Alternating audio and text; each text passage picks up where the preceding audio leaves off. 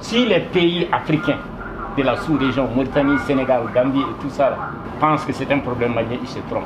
L'impérialisme international, les multinationales se fichent que tu sois Peul, Wolof, Serer ou Harati. Ce n'est pas leur affaire. Leur affaire, c'est l'uranium qui va du Sénégal au Tchad. Leur affaire, c'est le pétrole. Leur affaire, c'est l'or. Leur affaire, c'est les ressources. Leur affaire, c'est la position géostratégique. C'est tout. Point. Le terrorisme international, ça, la base, c'est où? C'est eux. Ben Laden a été formé où? C'est là-bas.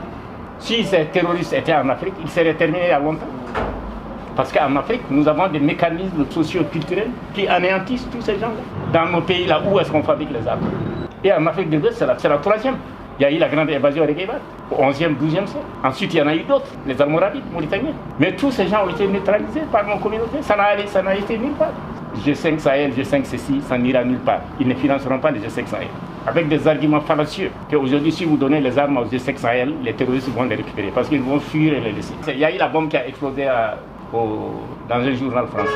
Toutes nos condoléances pour les familles. Mais toute la planète entière s'est retrouvée là-bas. Que tout le monde était chargé. On a tué 2000 Peuls. Tu as entendu une condamnation, toi qui as des grandes oreilles?